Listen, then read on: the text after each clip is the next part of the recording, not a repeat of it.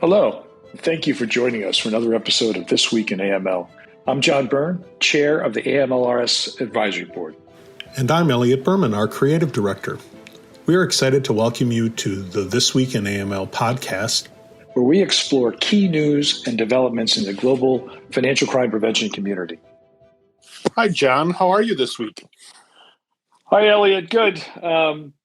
Was able to watch President Zelensky's speech to Congress this morning. It was pretty compelling. And obviously, we've talked in the past several weeks about sanctions and security issues that way. So, it just continues to be something that it's hard to know what the end game is. But obviously, one of the things that our community is doing is responding to compliance, legal requirements, and obviously, as we've talked about before, sanctions is one of those. So really interesting, which leads me to two things I just want to mention briefly. One of them is we already talked about what the Justice Department is doing regarding kleptocracy, but today they announced with the Treasury Department the launching of a multilateral Russian oligarch task force. And it included, the meeting was virtual, but they included Australia, Canada, European Commission, Germany, Italy, France, Japan, the UK. And it's all about, working together, cooperating to target Russian assets being obviously the key here to inflict more and more economic pain on Putin's regime and hopefully have the populace respond.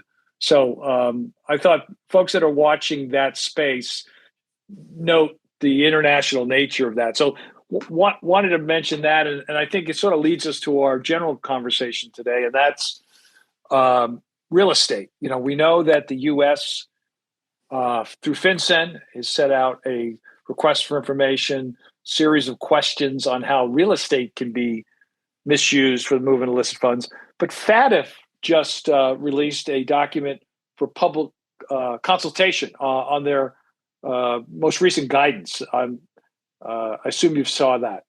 I did. And, FATF has been talking about the risks and issues related to the real estate sector for quite some time. And this is their latest draft of their newest guidance paper in that space. It had some pretty interesting information in it.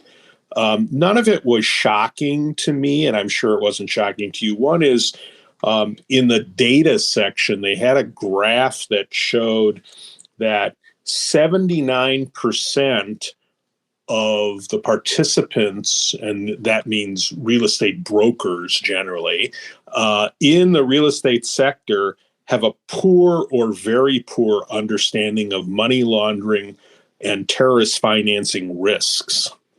The people who are actually the professionals managing the transactions don't have a lot of sensitivity to the risks they may be involved in.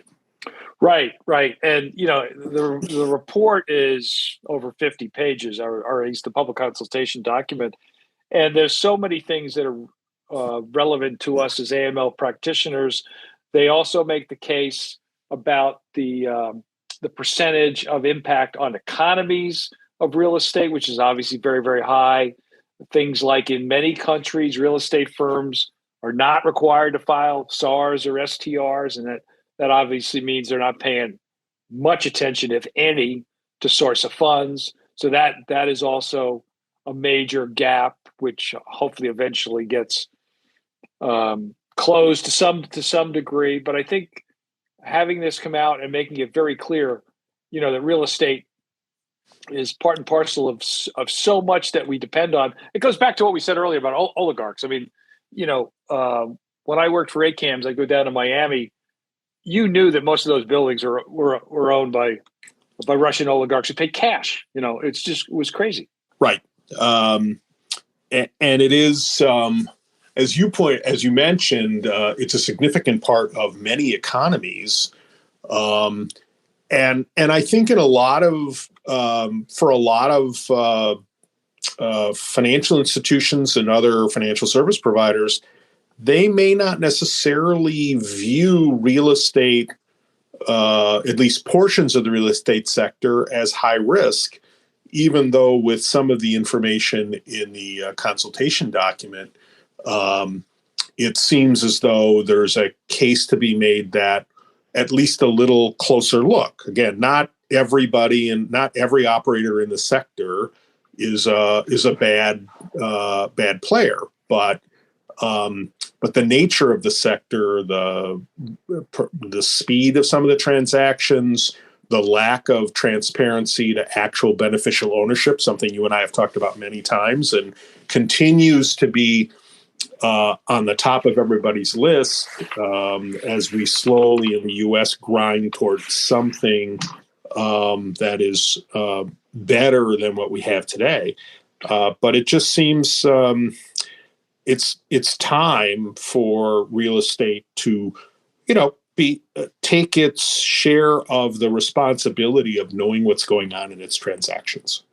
Yeah, if you think about it, this has sort of been a focal point for FATF for a number of years, and they reference in the guidance document reports as early as 2007 that said the real estate sector is clearly prone to abuse and activities that could be indicative of money laundering, including some of what you just talked about, but also use of non-financial professionals, unexplained use of virtual assets, which is relatively new, of course, unexplained cash payments, which we've referenced, use of client accounts, use of corporate vehicles, like you just said, that's a big, and then use and purchase of commercial properties inconsistent with the business purpose. I mean, that's an age-old money laundering red flag, right? You drive by the pizza parlor and say, man, this pizza's not very good, or there's nobody in there. So, Right. buying these properties. So I would urge all professionals in the AML space and their colleagues to take a look at this. The guidance documents, when they get updated, as we know,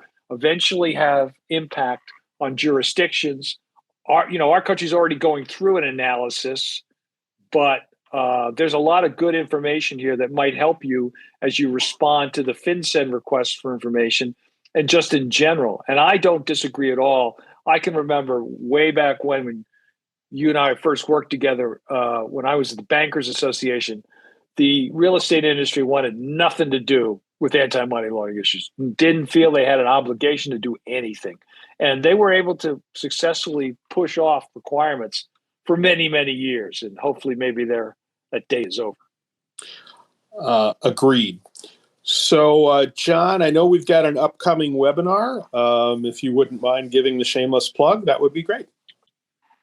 So the next one coming up is on banking high-risk customers. It's an issue that we constantly grapple with, and it's obviously an international issue. So we're going to have presenters that are going to discuss it from all angles. And again, the title itself is Banking High-Risk Customers Across the Globe. So they'll talk about that, and I'm sure they'll address the impact and potential collateral damage of de-risking when you deal with high-risk customers. But definitely a practical webinar. Will give you some really good, useful information. March 24th, 1 o'clock Eastern Time. And you can register by going to amlrightsource.com. So thanks, John. You have a great weekend, and I will talk to you next week. Take care. Stay safe. Yep. Bye-bye.